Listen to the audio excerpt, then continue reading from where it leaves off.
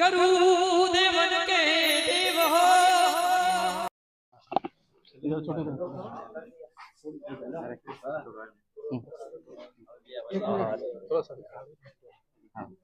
ये वाला सी है, ये वाला अरे भाई रुको, तुम चिल्लाओ, छोड़ो इधर का, थोड़ी जगह बना दो, चिल्लाओ। हाँ सर, बताएं किस तरह से आज रैली का आयोजन किया गया, क्या खास मामला रहा था? आज अनुसूचित क्षेत्र के अंदर जो आरक्षण को लेके विशेषकर मेन जो आज सभा और रैली का आयोजन था, रिजर्वेशन जो पॉलिसी है उसको लेके था, और जिस तरह से अनुसूचित क्षेत्र में संवैधानिक प्रावधानों को नजरअंदाज किया जा रहा है, इन सारे समस्त इशू को लेके हमारे 31 सूत्री मांगे थी। इन सारे मांगों को लेके हमने ज्ञापन रैली किया गया है।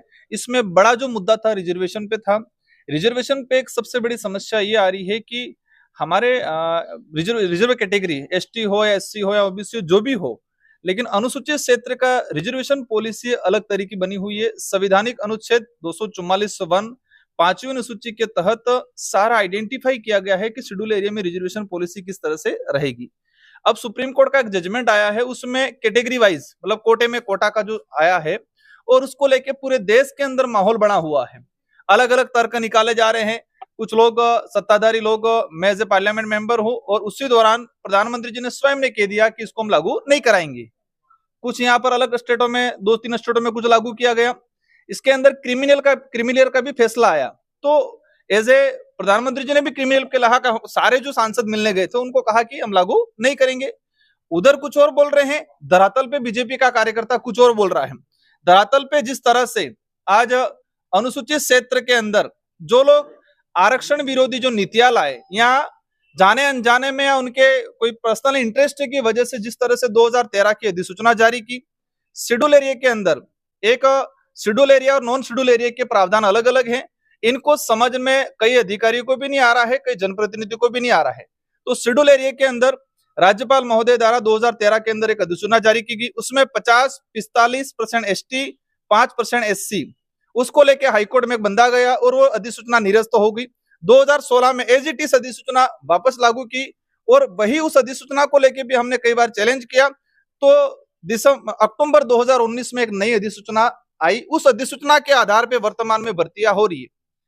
2013 की मेन अधिसूचना 2013 की है, लेकिन 2016 में इसको परिवर्तन किया। शब्दों में भावना वही है, उद्देश्य 2013 वाला ही है। 2019 में फिर चेंज किया, और यहाँ पर ये स्थिति बनी हुई है कि 45% एसटी को रिजर्वेशन, 5% एससी को, और 50% ओपन कैटेगरी कर रखा है इन लोगों ने।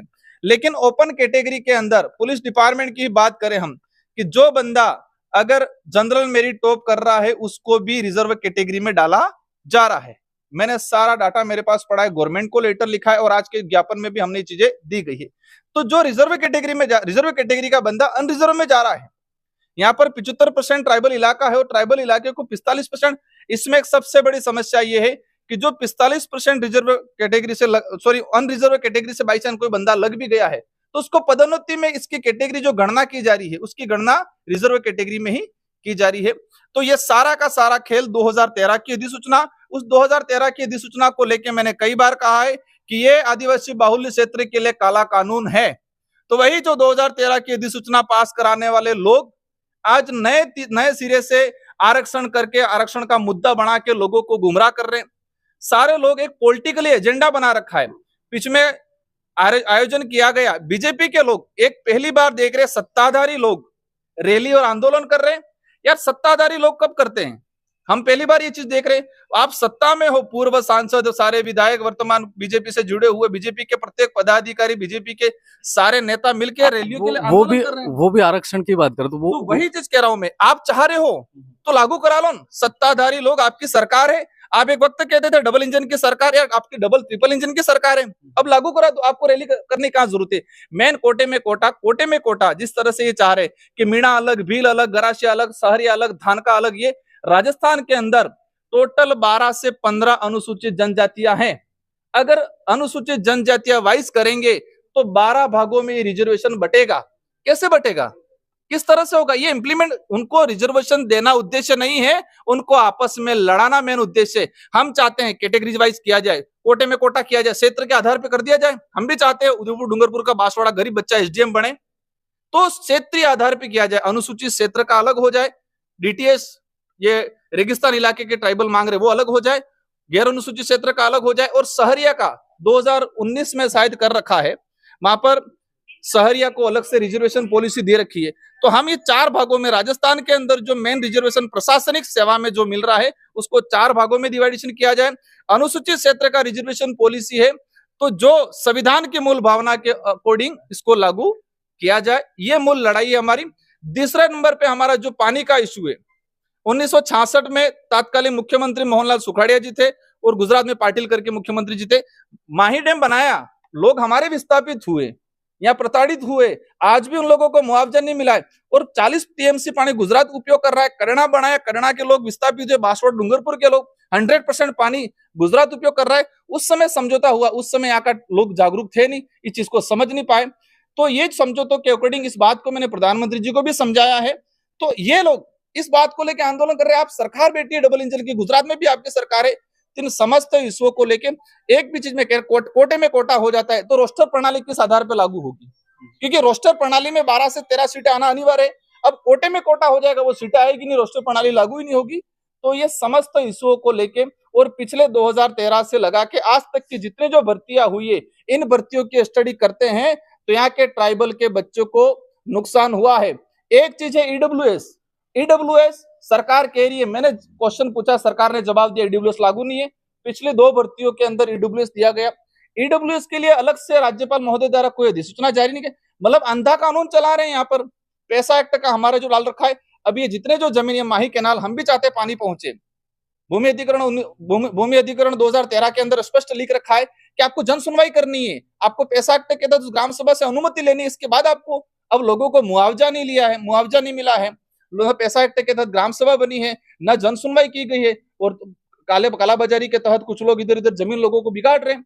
तो ये मैं जहां तक समझता हूं, इन चीजों को हम छोड़ने वाले नहीं, हम पीछे पड़ के रहने वाले।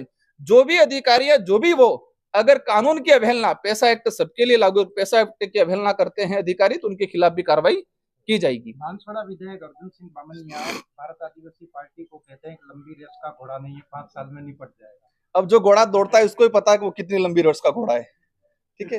वो तो मैं क्या, जनता तय करती है कि किसको, राजनीतिक जो है, एक लोकतांत्रिक दौड़ में किस घोड़े को कितना दौड़ाना है, वो तय, उसकी नीति, उसकी सोच, उसके विचार करते हैं, और साथ में जनता का बहुमत तय करता है। तो वो जनता तय करेगी और हमारी नीति, हमारे विचार और हमारे उद्देश्य तय करेंगे। विधानसभा चुनाव में तो बहुत अच्छा गठबंधन रहा था सर, और विधानसभा ने लोकसभा में रहा था। लोकसभा में जो सिचुएशन जो बनी थी उस समय हम खुद मानते हैं कि कहीं न कहीं इंडिया अलायंस के कुछ लोगों का, 100% नहीं कह सकते, कुछ लोग ऐसे भी जो अंदर खाने बीजेपी को काम कर रहे थे, जिन लोगों का सहयोग रहा है उनका एहसान आज भी हम मानते हैं, और उनकी जो भी बात होती है आज मेरे पास आते हैं, उनके काम में करता हूं।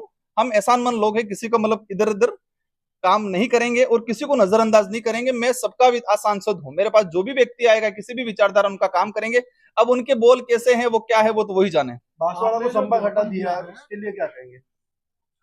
बांसवाड़ा को संभाग से हटा दिया है, उसके लिए? हाँ, बांसवाड़ा संभाग को लेके भी हमने ये इस इशू को लेकर हमारे कुछ वक्ताओं ने बताया गया है।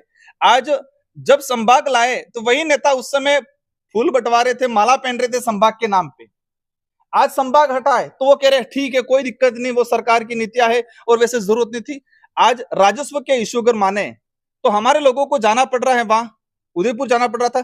कई राजस्व के इश्यू यहाँ पर क्लियर हुए थे, कई ऐसे एनआई एक्ट के जो इश्यू होते थे, कई ऐसे जो पेंशन संबंधित इश्यू होते थे। अगर संभाग यहाँ पर होता तो एक सरकार की स्कीम धरातल पे सही तरीके से लागू हो पाती। एक बड़ा नुकसान किया है ये बात अलग है कि यहाँ का व्यक्ति जागरूक नहीं है, मानते इस बात को, इसी का सरकार फायदा उठा रही है। लेकिन जिस दिन जनता को पता चलेगा कि हमारे साथ गलत हुआ है, आज से 10 साल बाद भी पता चलेगा, 10 साल बाद भी यहाँ की जनता वर्तमान सरकार से बदला लेगी। नहीं, आपने इसके लिए कोई पहल की क्या?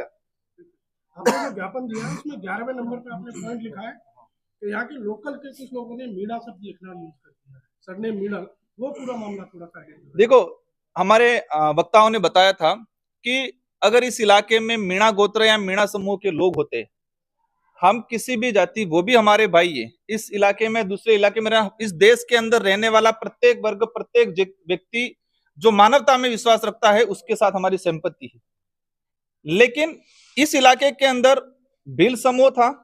ऐतिहासिक पृष्ठभूमि पे जाए, सबसे पहले 1576 के अंदर हल्दी घाटी का युद्ध हुआ। अगर यहाँ मीणा थे तो इतिहास में यह पढ़ाया जाता कि महाराणा प्रताप का मीणाओं ने साथ दिया। 1855 के आसपास मेवाड़ भीलकोर बनाई। अगर यहाँ मीणा होते तो मीणा भीलकोर बना। 1841 में मेवाड़ भीलकोर बनाई। अगर यहाँ मीणा होते तो मेवाड़ मीणा कोर बटालियन बननी चाहिए थी। इसके बाद हम आते हैं आजादी के बाद 1965 तक सारे राजस्व रिकॉर्ड में भील लिखा हुआ है। 1965 के बाद यहाँ पे लोगों के नाम मीणा मीणा दर्ज किया गया है। तो ये हम जहां तक समझे हैं, इसकी सारी स्टडी की हमने, इसका खुलासा भी करेंगे कि किसने किया, क्यों किया। और आज जो कह रहे बीजेपी वाले, सबसे पहले आप ये काम करा लो, नहीं जाके जो गलतीवंश से जो भी हुआ है, जो बिल है उसका राजस्व रिकॉर्ड में मीणा है, उसकी जाति में मीणा है, उसको संशोधन करा लो। अब डिवाइडेशन करेंगे तो आप हमारा आसपुर का आदमी कहां जाएगा? बांसवाड़ा के कई मीणा लगा रखे, वहां कहां जाएंगे? तो ये सबसे बड़ा ज्वलन मुद्दा है और इन इशुओं को लेकर हम लोग काम कर रहे हैं और इसकी सारी स्टडी भी की है। 1965 के बाद ये सारा खेल क्यों हुआ उसके पीछे भी हम लोग जा रहे हैं। Okay, thank you.